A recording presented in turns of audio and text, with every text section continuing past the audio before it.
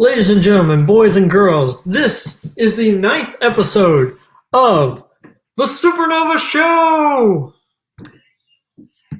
And I am your host, Colton Roberts. Today, I've got a pretty good crew today. I've got Mr. Amaru Moses, and I've got Mr. Robert Castor in a few minutes.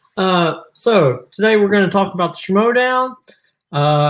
We're going to pause our Middle-earth in review so that Anthony can be here for that. And we're going to start Star Wars. We're going to review episode 4, 5, and 6, A New Hope, Empire Strikes Back, and Return of the Jedi.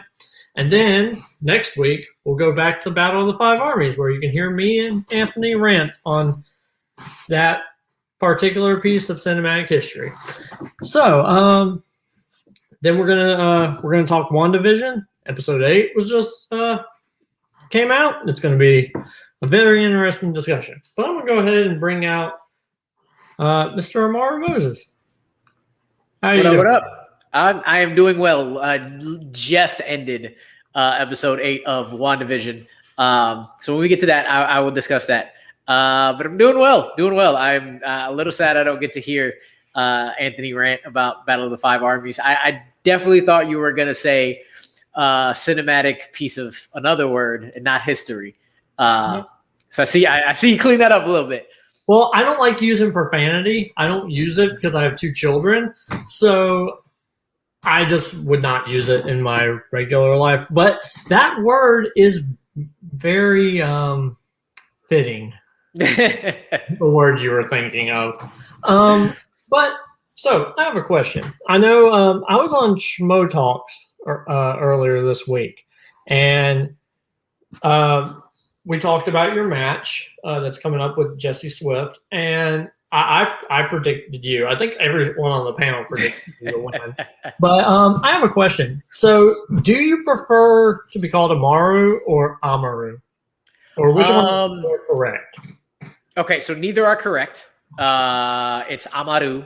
You have to roll the R. That's why the accent is under the U. And that is one reason, because I've been getting this a lot since the promotions have been starting. People have been asking me what's my Schmoedown name, and if anybody who has an older brother, older sibling, whatever, you know that as much as you fight with them, especially by the time you become an adult, you understand half or more of the things you do, you like, or you say is stolen from your older siblings. Like a lot of what I am is my brother. And Emmanuel, people may have been seeing him more recently in the Facebook Schmoedown group and things like that. I'm very happy about it because I told him about the Schmoedown for a while, but me getting on has actually gotten him into it. And he's like into it, like not because of me. He like really is like, okay, I am hooked. I am in. And it's making me very, very happy. But I say that to say this. He's been asking me the same things. And when I told him, like, we're going with, as you can see, we're not going with a nickname as of now. He's like, well, yeah, your name is your name. And he put this meme up from The Wire. I can't remember. It's not Omar, but another one, very, very famous character where you have the meme that says, my name is my name. That's what I'm going with for now until like naturally something comes up and a nickname fits. My name is my name. So I'm really happy about that. That it's going to be a whole thing. It's Amaru. And when you're not pronouncing it with the accent, there's different pronunciations that irk me a little bit. But it might be, yes, it is Marlowe. Thank you, Robert Kastner in the back. I appreciate you, sir. Marlowe's character, has a meme that says, my name is my name. But there's different pronunciations that are a little bit more like ooh than others. But I don't fault people because my name is hard to pronounce. It really is. So it's technically Amaru, and when you don't say it with the R, I guess I'm used to hearing Amaru. No, see, I hear Amaru a lot. I hear Amaru a lot. It's usually those two. The one that I really am not like is when you go Amaru. That's not it. That's far enough away from it that's not it. So I'm used to Amaru or Amaru. Both of those are fine. They're on equal footing. Especially if you can't roll your R's. Some people just can't. So I cannot. As a person who I'm having to learn. Well, I'm not having to learn Spanish, but I am choosing to learn Spanish because I love my wife and my children. It is the most difficult thing is to roll your R's when I have no ability. Right. And then the other thing is when people do that, some people who can roll their R's can't do it really fast. So they're like, amaru. And I'm like, it's no, you just do it once. Amaru. Quick. It sounds like a D, but it's not a D. It's an R. It's the accent. Yeah. So I have no preference. I really don't between those two. So whatever comes out, I answer to. All right. So we talked about before the show that I was on your show, One Gotta Stay. Yes. Monday. That was wonderful. Like, I absolutely loved every minute of it. I am one of the unfortunate people who did not choose Jackie Chan.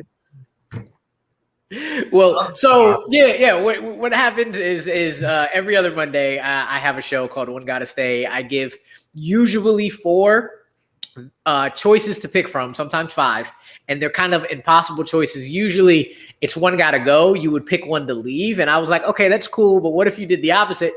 For people who don't know the show, what if you did the opposite, and out of the 4, you can only keep the work of one person or one thing or one show, and the work of everything else is gone for you. Now, whether you interpret that like they never existed, like you never get to see them again, but they're there, that's up to you. Just know they're gone for you and however you want. So Colton was on, and it was action stars. So we had Jean-Claude Van Damme, The Rock, Jackie Chan, and Jason Statham. And yes, he did not pick Jackie Chan. He was the only one on an island who chose The Rock because, you go ahead, Colton. Why did you choose The Rock over everybody else? Because of his wrestling career. Like I said, that was the thing that as a kid I realized I could be charismatic because I'm never going to be the biggest person, but guess what? I can talk, and that gives me something. Like, if you're going by, like, if anyone's ever played Dungeons and Dragons out there, that was the moment I just started putting stuff in charisma right there, all of it, because I knew nothing was going to go in strength ever. And yeah, so that's what I did, and I could not get rid of his wrestling career. I couldn't. No. And that's why I like having this show so much, because you would think, but the majority of people would pick one choice, but so many people have so many different reasons of why they would choose. Some people say it's just too much nostalgia, even though somebody else's work is better. Like Jake chose Jean-Claude Van Damme because that is just personally somebody he grew up with so much that he just couldn't do it. The majority of us picked Jackie Chan, which is the correct choice. But again, because like overall, just the amount of work he's done in the action films and the Jackie Chan adventures and Rush Hour and all of that together, I absolutely love him, and I could not get rid of that. But there are episodes that I have done and other people have done. There's one thing that one person has that maybe it's the only thing that keeps them. For you, it's wrestling. For me, in my very first episode, I chose Leonardo DiCaprio over Denzel Washington for Inception alone. And only Inception, because I cannot get rid of that. And it hurt my soul. But that's what I did. And I love the episode because it brings passion and argument. I think my favorite episode, because I actually didn't even have to participate. I just watched the chaos, was the anime episode I had, which was nothing but yelling and yelling and yelling. And it was absolutely hilarious. So yeah, I very much enjoyed that. I don't know, as much as I love Inception, another question from the back, I don't know what my totem is yet. I think I had an idea what my totem is, but I don't know it. But I am of the belief that the top fell. So my top fell. We weren't in a dream, and I kept Leo. Alrighty. Well, it's a great show. Like, I loved being on. Like I told you, anytime you're willing to have me on, and it's a subject that I know things about, I will totally send in my list. Look, one other thing I do is people think they have to get chosen to get on. No, send a list. Send a list every single time, even if you don't want to be a part of it, but you have a list and you want it. Because I when I have more than 6 people, I show the stats of who kept what and who didn't keep and who had the first to go. So just send it. Send it, and then you can tell me, anybody out there, send me a list, hit me up, say, hey, I'm sending a list just to send it. I won't be on. Send anytime at all. You more than welcome for sure. Yeah. All right. Well, I'm going to go ahead and send you to the back and then bring out Robert. What's up, Robert? Hey guys, how's it going? Amaru. I think that's as good as I could get. So sorry about it. I should just be doing it that way. I know Spanish. I know it should be that way. I should just do that all the time. I guess I'm just a lazy gringo. It's okay.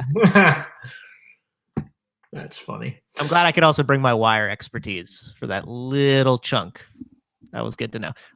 Colton, I've been on one of those One Gotta Stay, and we did beloved geek franchises. We did Star Wars, we did X-Men, we did Harry Potter, and we did Lord of the Rings. Ooh, that was a good one. Ooh, that was very divided. That had a lot of, Even though, I'm a huge Star Wars fan, given my huge Darth Vader in my background. I have a Darth Vader that's bigger than one of my children, but it would have to be Harry Potter. Fair. I think Harry Potter was my second, so I understand. Yeah. I just think as a franchise, the Harry Potter franchise hasn't killed my childhood like some of the Star Wars movies has. So, and I don't even remember the other two choices that you said, but X-Men and Lord of the Rings. X-Men for me was a distant fourth, but I wasn't a comic book person, so that's why. Joe Fairley and I had Star Wars at 1, and it's all much like Amaru mentioned with Ryan Permison had freaking X-Men. I remember that. I couldn't understand, but that's just my own preferences. Stories about my first memories of digesting cinema in a movie theater were with my parents, my father, and doing it in Star Wars. So was it just Lord of the Rings, or was it included Hobbit as well? Middle Earth. Sorry. Definitely. That's why that had to be third, because it was being dragged down by a second half. But preferences be preferences. You know what it is. But so how are you doing today? Long week of work. I'm so glad it's over. I'm so glad I could be spending this time with everybody here and getting to talk a little bit about things that we love. It's a nice way to decompress from the week. Yeah, it is absolutely the best way to end the week for me. It's a good time. And even though I've been so busy, I still haven't wrote questions for the championship match. So that's the reason why we're not having it today. That's fine. Because I suck. I'm the host. So I run the Titan Geek Trivia, and we're supposed to have our big thing. We're supposed to have our title match between Andrea Malabag and Richard Schwartz, and I haven't wrote a lick for that yet, and I need to. I just need to find the time to do it. Yeah, it's a big old mess, but I'm glad things have been going well for you, even if things were busy. Got all the multiplex things that I've done over the last couple weeks out this week, so I was happy about that. Can have some people who are well known maybe stop voting against me, trying to turn them onto my side. That's my deal. Amaru mentioned my match with David Nishimoto as when we were doing our debuts, and I appreciate the love there, sir. Thank you. Well, let's we're gonna go ahead and get this started. So let's bring you back out here, and you're gonna bring me on, and I have to go away for 2 seconds to make sure my my computer's charged. But I'm here. I am here. I'll be right there. Okay. Well, all right. So we're gonna talk about the Schmoedown or the fan leagues or whatever.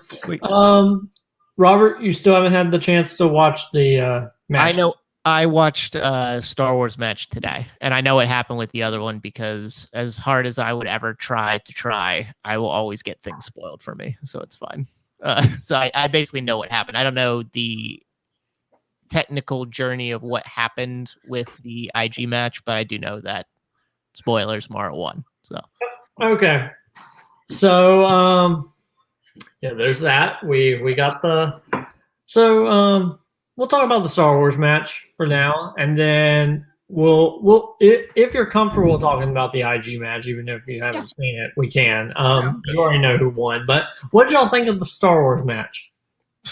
I mean, it was one of those heavyweight bouts of Titans, and despite all the kayfabe things that they were trying to do with Laura Kelly being totally at 2 arms length away from Winston, she looked like she was cool and collected and answered every question, didn't even have second thoughts about anything. It was incredible. Yeah.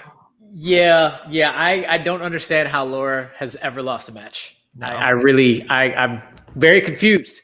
I'm not confused because, I mean, it's basically she missed one question and then that was it because somebody else can actually do the same thing. But Laura's ridiculously good.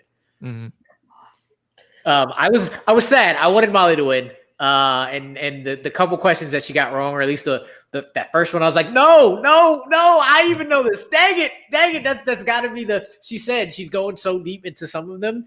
The simple one pointers are like, man, they just go out of your head, and I hate when that happens, because that happens a lot. And like, luckily, like that happens to me when I'm watching other matches. I'm like, oh my gosh, why am I not remembering this name right now? Thank God I'm not actually in a match right now. So yeah, because Molly demolished too. Yeah. Like I predicted that Molly would win because I want the Damon versus Damon match. And now we're just gonna have to wait for that a little while longer. But they announced that there's going to be 2 Star Wars tournaments this year, so who knows? We might get that. Here's the 2 IG tournaments too. Oh yeah. Yes, here's the 2 IG tournaments. I'm hoping for that for you, brother. I promise. That's what I want. I want you to be in both. I want you to dominate a few different tournaments. That would be nice. All right. So we'll talk about this. And as an asterisk, I have something to talk about that was announced this week, but just so I don't forget, remind me in a few minutes. But yeah, like Laura, she is so good. Like, I understand why she lost to Damon at the Spectacular 2019, because Damon doesn't miss, and if you miss, you lose. You're done. But like, yeah, she is. We're gonna get that rematch, so that's gonna be good. Because I don't think Damon's losing to Demolanta for the exact same reason. That if you miss a question, I mean, that's my thought anyway. Is I think Alex is gonna. It's gonna be one of those weird things where Alex, keeps the belt forever, and then they'll retire the league when he rolls through everyone, which that would be sad because then no more Star Wars League. But I don't know. Like, she admitted it herself, she just wasn't ready in 2019, and I think on some level that's true. On another level, it's crazy that she would say that because she was definitely good enough to win a belt. It just there's a mountain to climb that was unclimbable, like the murder horn from The Simpsons. Sometimes it's just too impregnable, and that's what Damon is. And that's a great trump card. If you're so good that people are so nervous to miss one question, it just got to be rattling around in your head that that's a possibility. And if it happens, then you just feel like all the air's out of your tires. Yeah, I just I feel if anybody can do it, it's going to be Laura. Though with Star Wars, to tell you the truth, nothing would surprise me around those 3 names of Kelly, Damon, and Demolanta, of somebody missing one and another person getting perfect, and it can go any of the 3 ways. I'd be most surprised with Damon for sure, just because I don't remember the last time I've seen him miss a question. So he'd be the most surprising, but still, again, it's like, like I've seen Demolanta murder an entire game without a match. I've seen Kelly do it multiple times, and I've seen him do it. The only reason he's the most surprising because I've seen him do it the most in title defenses multiple times. But at any point, any of them can miss one question, and then it's like, well, man, you're done now. Okay. All right, so let's move on to the IG match. So, Robert, you know who won. Yes, I do. So what do you think there, Mr. Moses? My biggest thing coming out of it was I was surprised at how many questions were from the new categories. Yeah. There were tons from the new categories. I thought it was going to be like in total, like a 70% old categories, 30% new category split. And I think it was like 60-40 to the new categories. I think round one was like, even though one of them was like a Batman category or a Superman category, so it's technically old, but it's still new category, old questions or old movies. But it was still a lot of them was like, you're still okay, sure, cool. They really wanted to go out with. I was going up into the match. I was wondering, okay, the point system, the 7 points, the new point system aren't going to affect for this match. So are the new categories going to affect for this match, or are they waiting for this to finish and then starting with the first match? Nope. They went straight in there. So probably wanted to try to like bring new people in, right? They're like, well, you've seen all these old questions before. Here, the new categories, we're putting them on display. Just want to bring the shiny new things in so people get excited about it. Yeah, they were on display. Yeah, it's so weird. Like normally when I play along, I normally do pretty well, at least in my mind. This was awful because all the new categories I haven't prepared for or seen or anything, and it was tragic. And I understand, like, I don't know how long they had to prepare with these new categories, but man, that must be something else. We've had some time. There's been some time. I'll say that. We've definitely, I'm pretty sure it's knowledge that we've known the categories before the public knew the categories, for sure. And going off of that, I'm contemplating how much to say. I guess it doesn't really matter that I say this or not. I felt good watching that match. I'll say that. I felt very good. So, I'm enjoying it because it's going to level out a lot of things. So, yeah, like Rue is kind of letting us in there a little bit, letting us know like how far into the water we should go in terms of expectations for him. And I'm a full jackknife dive into the pool there, sir, based on what you just said. So there you go. All right. So to go to my little asterisk, that yes, if are you guys done with this? I will say the fact that Mara came back, like not really missing a beat at all, with 2 years off, with health, with dealing with health at the same time. Robert, knowing all of this, I figure you're still going to watch this match when it airs. Yeah, it was a great match. And I have been like, since I've gotten in this, I have been spouting Robert Parker is the best active player. Like, despite records, that he's the best active player in the Schmoedown that I have seen. Mm-hmm. And I went into it saying if Chandru defends, Chandru's the best active player I've seen. It is now Mara for me. It is now Mara because you go 2 years off having to get brand new categories, having to deal with health during the match. Mara is for me, she's the best active player out right now. And I think IG is going to be very competitive because there's a lot of great competitors across the board that can reach that level. And I'm excited to see how it turns out. But lastly, I'm a suspect, but heart goes out to my boy Winston. I'm not understanding any of this. But hey, it is what it is, I guess. He just tries really hard. The only thing I wanted to mention about the matches is I got a real Grace Hancock vibe from Molly Damon when I was watching her. I was like, wow, she kind of looks a fair amount like Grace with her hair's now getting longer and her dark lipstick. I was like, whoa. I was surprised just how much carbon copy they'd seem like. But that being said, yeah, I'm still gonna watch that match. I'm still interested. That just means Mara is better in my mind than Dan. She had twice the amount of time off, and she came back and won a title. Dan lost a freaking guy. That is true. That is true. I will give him a little bit of leeway. Singles is far vaster than IG.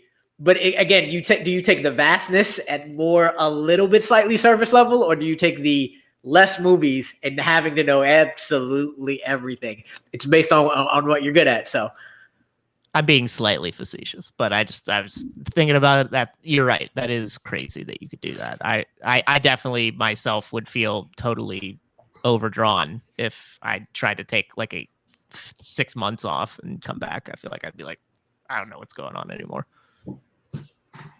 All right, so my little asterisk over here.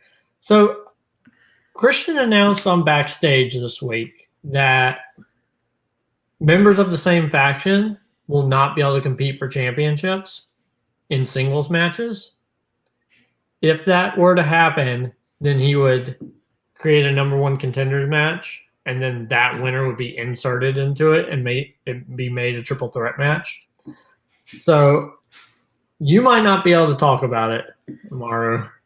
Truthfully, I've been so busy with work. I can, like being on the East Coast, I can't watch Backstage, so I've been seeing it. I don't know. I don't understand what's going on, to tell you the truth. So y'all talking about it will learn me something a little bit more. Like I've seen it, but I'm like, I don't understand. Learn me something, please. It doesn't make sense to me. Yeah, apparently he doesn't want the same faction competing for the championship, because then it's guaranteed points for that faction. If you earn your way because people are good enough, I mean, like, am I supposed to expect that in a universe, Merle and Bateman can't play for a title again after 2 great matches because they're in the dungeon now? That seems crazy to me. Yeah, not in a singles match. Well, that's silly to me, but okay. They can play, and then it'd be made a triple threat. But yeah, I don't know how I feel about that, because again, there are so many good players that are in the same factions that I don't. So is the championship made a triple threat match? Yes. Okay. That I thought they were saying the number one contenders would make a triple threat match. I'm like, well, that still makes it that the same people can go for. I guess I'm with y'all that it's like it. If the other factions allow the same 2 people from the same faction to go at each other for the championship, that should happen. I see. I don't think I agree with his free points statement. I understand it. I don't necessarily agree with it. And I get like he's thinking about the Super Bowl, 2 different divisions, but we don't have divisions here. So it's kind of like you win a tournament, you get a title shot. So then nobody else gets that title. They lost. They shouldn't get that title shot if they lost. Yeah, it's a lot to do, and it's a lot to try to. I don't know. The only thing I could figure is, and I hate this, is the only way you can justify it is if you have the champion before the tournament and they stay champion, like you don't make any title matches during the tournament, and you just exclude that faction from the tournament, which doesn't help, because then that makes 7 teams in the tournament, and 8 makes like the perfect round 32 number. But then there's, 4 people on that board that have the potential to get there. They go through the entire tournament and then be told, oh, you did that. Now we have to wait for you to find another opponent. Maybe if there were 32 factions.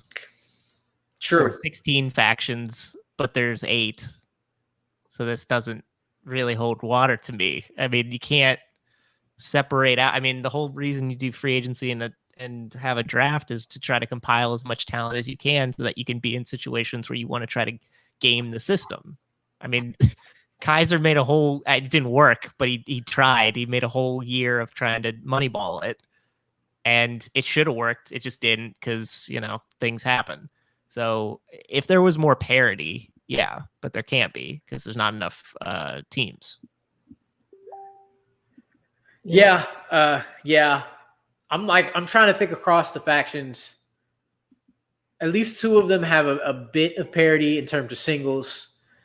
Three of them. I'm going through each one. Like, it might not even be a case. Like, you might not even have to deal with it because you might end up where the majority of the time your finals is going to be from the same faction. So one of them goes up against somebody in the final who's not on that faction. And it could work out. It could be a non-starter and not even have to deal with that. Yet and still, like, if you want to avoid that from happening, like, at least for Spectacular, because I know for Spectacular, I think is where it's like the really big thing. Like, if you win Spectacular, that is where you get so many points. We have 8 factions. You need to, but shit, there's a freaking champ though. I was gonna say you need to split the faction into a division and a division, so your teams can't play each other in the end. But you still have the top person who has the belt, so you can't separate them. Yeah, I mean, it's a lot to deal with. Or you could just be like, if your faction ends up playing for the championship, you all deserve it. Yeah, it's crazy, but I mean, it's his league, so Yeah. I'm sure he'll figure out a way to make it work, and it will probably work great. Just right now, like 3 days after the announcement, it seems It's got a lot of pushback. Yeah, I mean, it's what comes with creating something like this. So, yep. All right, so let's go ahead and move on to our movie review. So, kind of like with what we're doing with Middle Earth, whenever we get to who is your favorite character in each of the movies, and does it change between movies? So, A New Hope, Empire Strikes Back, and Return of the Jedi. That is a good question.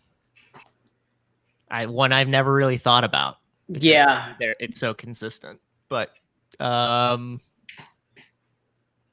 think I like Darth Vader more as we unpack his backstory. So I think I like him more as a character, Empire to Jedi. In the first one, he's menacing, and that's cool, but you have the little snippets of background that you get from what Obi-Wan says.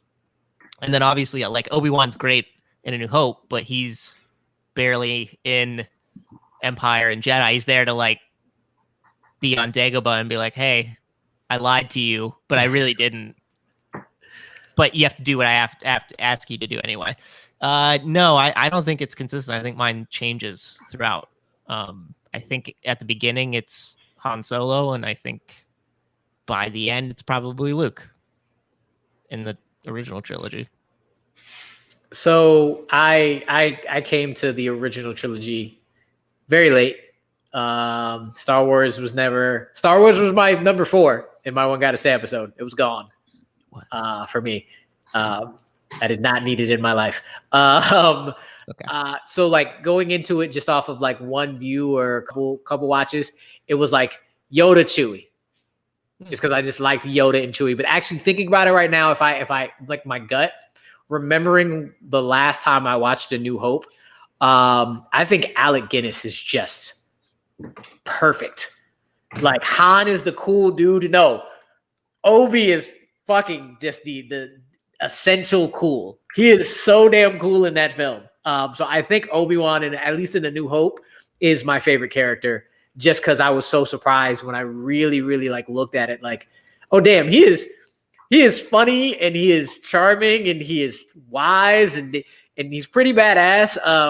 Obi-Wan is probably my favorite in New Hope. And then I probably would go back and keep, because that's the next one where I think he's in it the most. And then Yoda would be for Empire, just because I love Yoda in general. And And then if I go to Return, it's going to be my 1 and 2 from there. It's Chewie. Now, I can tell you off top who's the absolute worst character in the entirety of this entire franchise, and I can't stand this character. But I'll leave that for another conversation unless y'all want that. Oh, you've piqued my curiosity. C-3PO is a little bitch. Fuck him. Yeah. He's an asshole. The entire run of every single film he is in, C-3PO can kick rocks. Completely. Yeah, I kind of agree with that. That statement. I mean, he is definitely something. Yeah. Oh, I'm going to reverse Return of the Jedi because it's a tie, but I'm going R2 for Return of the Jedi. R2 barely gets it over Chewie for Return. I would venture to say R2 is my favorite character consistently through 9 movies because while he doesn't necessarily grow because he's a droid, what he was at the beginning was great, and I don't need him to be anything else than what he was. So that's cool. Yeah, and like mine, Luke Skywalker was always my favorite as a kid. Mm-hmm. As a teenager, I loved Darth Vader, and as an adult, it's kind of a mixture of both. Like, as I got more into like the old Legends stuff, because you start reading books as a prepubescent boy, you're like, oh, Luke Skywalker does these awesome, cool things, and then you end up reading them forever, and and then you're just like, Darth Vader is just amazing and does all the cool things as well, and you're like, well, I mean, I guess it makes sense. It runs in the family, right? And then, unfortunately, we don't really see much of the cool out of Luke after this. I mean, we see that one scene in The Mandalorian, which is pretty cool, which is like the best thing ever. But, so what did y'all think about this? Like, at what point in your life did you guys watch these movies? When I was like 6 or 8 or 9, I remember going to the drive-thru when they did the special editions and watching them and being so floored at being able to watch something like this and how it's been reimagined. Even though, they added things that were really dumb, I learned later on in life or took things out like the Yub Nub song, which is, everybody loves Yub Nub. I watched them very young, formative. Yeah, I also watched them right around 4 or 5, and I kind of wish that I lived back in the 70s to have that wait between the reveal at the end of episode 5 with Vader being Luke's father, and then having to wait 3 years to figure out if he was lying or not, or what the story. But I'm also I guess I like living in the 90s as well, whereas I didn't have to wonder. I just immediately popped out the VHS and stuck in the next one, and it was great. So, like, the best of both worlds there. Like, I liked being a kid not knowing what was going to happen, and now, like, as a person who I have children, like, my kids have never seen the original trilogy, but they know about the I Am Your Father reveal because of stuff like Toy Story 2 and stuff like that. So it's not even like a big thing. Like, even 20 years after the movies came out in the 90s, it was still a thing where I was like, oh, what? He's his dad? That's weird. But I think that was my path. I don't think Star Wars was anything that my movie experience is through my dad. Basically, when I was growing up, me and my brother, whatever my dad watched, I watched, and that was everything, absolutely everything. But he was never a big Star Wars guy. So I think the first Star Wars film I ever actually watched front to back, definitely the first one I remember watching front to back, is Phantom Menace.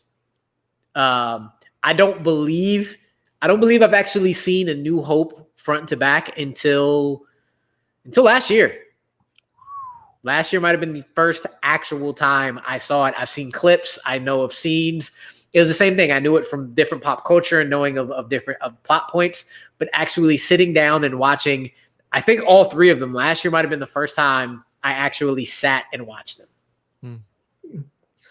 All right, so that's very interesting. So can I add two things before we move on? Colton, your reaction to characters was just you growing up. You were a kid and you liked the guy who was good. Then you're a rebellious teenager. You like the dude in black who cut shit open and whatever. And then when you're a young adult, your light and darkness combined. So you were just growing up. That is what it is. And the stuff you mentioned about Luke not being badass later on, Disney's whole premise since they purchased Star Wars and consistently, and it's going to keep running consistently, is, hey, remember those things that in toy merchandise you thought were cool? We're gonna remind you how cool they are. Rogue One, Mandalorian, blah blah blah blah blah, and on it goes. Oh, I hope so, because like I remember, again, during my informative years in high school and middle school, I was reading the books, and Luke Skywalker does some awesome stuff in the Legends novels. And then he's like, not to be a spoiler for the sequel movies if you're watching this and have never watched them, but guess what? He sits on a beach, sucks from an alien's tit, and now he does force project. That's pretty cool. And then he just dies. And then pops up as a ghost and catches a lightsaber and contradicts himself a little bit there. But then the Mandalorian happens, and that is totally Legends Luke Skywalker right there. Him just going through and mowing down those droids, and I loved every second of it. The Last Jedi was a good movie. Oh, I think it was a great movie. I just don't think it was a good representation of Luke Skywalker. But I kind of liked it. I kind of like someone who's been through the shit and has just kind of had enough of it.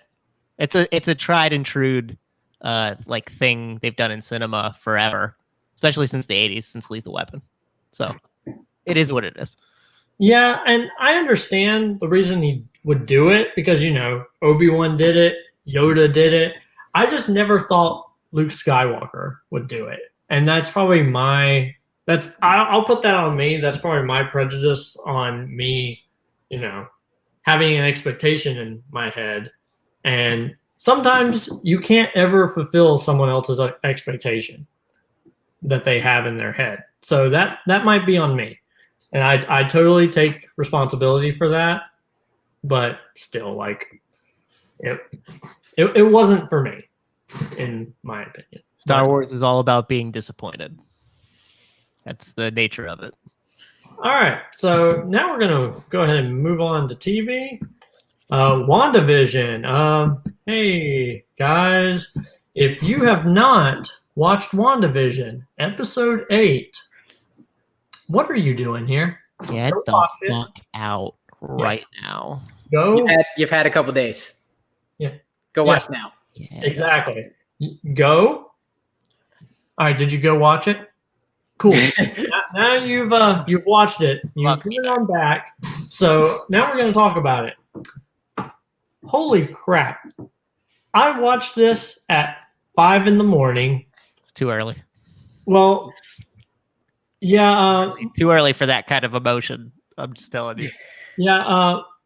Recently, my wife has been waking up to work out. And I can't help her with that. So now she wakes me up too. And today I was like, ooh, I'm not going to go back to sleep. I immediately turned on the TV and watched WandaVision. So that's what we did. And it was good. It was so good. I was so happy. And totally didn't cry or anything. Not at all. Not one bit. No, there's nothing that could make you feel any sort of compassion and empathy for anybody in that episode. No, not at all. Like, you'd have to be a real psychopath not to feel something from this. This is the best episode of the series. Oh, I think, even with all the mind-blowing like reveals and things that happened to me, this is definitely my favorite episode of the series. But I also think it's the best. Just beautiful, and the way it looks, the way it sounds, the actual story, the acting. When people say that the MCU in comic book movies can't be more than anything than just no, like this is what we mean. This is why we're so invested, because damn it, it's like Logan. If I'm going to go on this random rant again, because I've said it in other places, if Patrick Stewart wasn't Professor Xavier in Logan and he was any other name and it was the same movie, he would have been nominated for an Oscar. Period. It's episodes like this that show why comic book anything can be so damn good, and why Marvel is killing it. I don't think it's my favorite. I think it's the most well done story-wise, thematics. I think it's the best one. I was thinking about that too, Rue, when especially when she goes down, when she's having the scene in Sword. By the way, when she walks in, before I know the thing of Sword, she's walking in, and I go to my wife, I'm like, did she just go up to the desk and was like, hey, can I have Vision's body back? And that's exactly what she does. I'm like, that's exactly what happened. No. But when Hayward's trying to manipulate her, as clearly he's trying to do, because he thinks that she can totally remanifest him, and then she goes down and she's doing her hand thing and trying to feel the not Mind Stone that's there anymore. She says, I can't feel you. I was thinking, why can't Elizabeth Olsen win an Emmy? Why? Because it's a show predicated on superpowers. Everything is fictional and narrative based anyway. Who gives a crap? I hate that stigma. And that was the first time, because I've always just kind of been under the assumption that will never happen. And this is the first time I thought to myself, it might, well, besides Logan, I thought that too. But just like, she should just get everything. People should this should sweep a lot of Emmys, is my point. And it won't. But I really think it should be considered, because I think it's just top-notch TV making at its best. Yeah, it was so good. And like, even like the beginning of the show where they have the Salem witch trials, and it's witches dealing with Agnes, and I was like, oh, cool. All right. And now I'm like, she just absorbed all that power from them. I guess that's how she's lived this long. I assume. I mean, the witchy repulsor rays, as I call them. That's what they reminded me of. Nice. Like, it was such a good episode. Like, I can't wait to see next week's. Like, the next, 168 hours are going to be just the best. Totally. What was the best reveal of that episode? Because to me, it's the fact that we now confirm it's heavily assumed that Wanda was just a witch the whole time, and the Mind Stone really didn't give her powers; they just reawakened them, and she already had this capability based on genes or whatever the hell.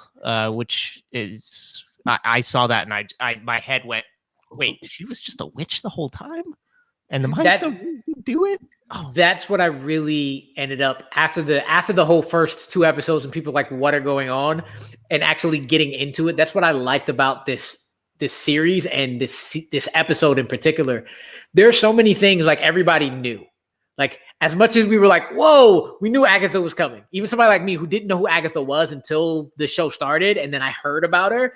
We knew Agatha was coming. We knew that that Wanda was going to be Scarlet Witch, that she's the Scarlet Witch. But the fact that you know so much, but you still are like, I have no idea what's happening next episode. There are so many questions that I'm like, it could be this and that can make sense. It could be this and that can make sense. It could be this and that can make. We don't know which way it's going, and it's such good storytelling to be like, I know where it's going, but I don't know how, and I don't know what they're gonna do, and that is amazing for me. We'll keep going and run Colton's show until he's back. Yeah. I think, and I didn't even think about that. At least I think I subconsciously thought about that when we were back in Von Strucker's labs. I was like, oh, the stone is coming out to her because it senses something in her. Yeah. And that was cool. For me, I think my reveal that I was like, oh, was that, yeah, Hayward was manipulating the whole situation because Wanda didn't come and break in. Wanda came in asking at the front desk, yo, can I get my guy, please? It wasn't a break-in. It was, let me come in, let me see him, and then I'm a dip. And it was not she came in and stole his body. There were so many questions I had from that. I was like, who determined who Vision's next of kin was? Does he have like a birth certificate? Did they file paperwork? I do believe it said, again, it was Hayward who said it, but I do believe he had a will. He had a living, he had a will that was left. And then she like drove. I was like, she drove? Why did you drive? Yeah. What's going on? My favorite part of the whole episode, by the way, it has nothing to do with the emotion. It's Catherine Hahn just being like over things. Like when she comes in, she's like, your brothers, do you have to shout? We're right here. Or just like, great, bravo, way to go. You did it. Those were my favorite parts of the episode. But I just love Catherine Hahn, so I think I was just in the bag anyway. All right, so I have a question. Do you have any predictions for next week's episode before we wrap up? No. If you've been following along with my reviews, like the beginning of the last one, I said, I was right. I was not right. I thought I was right. I was completely wrong. So what I think I could do is I could spout 10 predictions out there, and I think one of them would be right. Because like the three of us, I think we have enough knowledge that we know the ways it can go, but we don't. The good thing is, even though we know where it's going, one of our thoughts is probably right, but I have no idea which one it is. Especially because the MCU is so good at keeping the lore while going away from it and creating something new that isn't the comic. So yeah, I have no predictions. I could do generalities. I assume there will be a battle of some kind. I assume somebody of somewhat some importance will break their way into the Hex to try to help Wanda in some respect. I don't know who that is. I mean, I have guesses because of what we know from the internet of how this connects to other things, but I'm not sure that will actually happen. We didn't even see Monica or Quicksilver in this episode. They weren't even in this episode. Yeah, we don't even know what's happening there. I think my one prediction is Hayward's a dumbass and White Vision's going to kill him. Maybe not kill him, but it's going to hurt him very badly. Yeah, that's probably, Frankenstein monster nonsense. We'll bear out. White Vision is gonna wreck some shit. All right, so I don't know what y'all talked about while I was gone, but here's nothing really. I know they Paul Bettany has came out and said that there's going to be an actor that he was always wanted to work with, and now I think it's really funny that it might just be, I want to work like face to face with myself, because now there are two Visions in there, and that is hilarious. And then there's still the Luke Skywalker level cameo that Elizabeth Olsen has talked about, and I don't think that's happened yet. So it's going to be really interesting next week. But yeah, like I think we're going to see Vision versus Vision, or reverse Vision. It's like Flash and reverse Flash. And I think I don't want Agatha to die. I think she's going to. I don't think she will. But I don't think so either. I think Monica. I hope not, but I think Monica, Agatha, are gonna play some role in the multiverse timeline or the multiverse storyline, whether or not they're in Doctor Strange or not. I think the two of them are definitely going to be key parts of it. I think my biggest question going into the rest of it is what happens with everything that Wanda created, like Vision and her kids. Like, I think that's the biggest question I have is like, okay, can Vision exist? Can her Vision exist outside of her control? Can it exist outside the Hex? But is that because of her subconscious, or does she really do that on her own? And what happens to the kids? I know what happens in House of M. Yeah, it's just that's where my mind is going right I now. have a question about that. Didn't Hayward Power reverse Vision from a piece of real Vision? So there's a real piece of him that chunked out when he came out of the hex. So he has to be real of some kind, right? I thought that was the drone she tossed out. Oh, was that what it was? Okay, That's what I thought. Okay, you're probably right. But no, very close. Masawal brought that up too. That Vision is powered by is also powered by Wanda, like through her drone. It's powered by her as well. So how is that going to play a part in? Yeah, I thought based on what Agatha kept like pushing her about her kids. She's like, your kids. I thought she knew as an assumption that she knows that when the hex is broken, the kids are like they're real people or that aren't her real kids, obviously, or she manifested them. So when that drops, that reality shifts and that veil drops too. All right. So the great episode. Can't wait till next week. And you made it, Colton. You made it. You got 3 minutes to spare. Yeah, I got I got about 2 minutes. So prove myself correct. All right. So, thank you so much for coming on the show. Do you guys have anything to plug? Let the man go because he's got something big. Wednesday, yeah. my match debuts on Schmoedown against Jesse Swift. It's one to watch. It's a nice match. I hope you all enjoy. And yeah, one got to stay in not tomorrow, but the Monday after that. And Bite Size Breakdown as always on IG, on Facebook, on Twitter. IG primarily. Check us out. Boring week for me. Don't have much coming up. Didn't have much going on this week. I don't know what will come up. Mercy to the fan leagues and what everything is happening. So I don't have anything scheduled out. I did just host a match with my fun DMC manager, Anthony Tisdall, on Titan with a new guy, and that was fun. So if you get a chance, go to Titan, watch that. That was pretty cool. Yep, and I am currently in a tournament for Combat Wrestling Trivia. There's your plug, JB3. And I had my first match this week, and it happened. So that's all I'm going to say about that. Go watch it.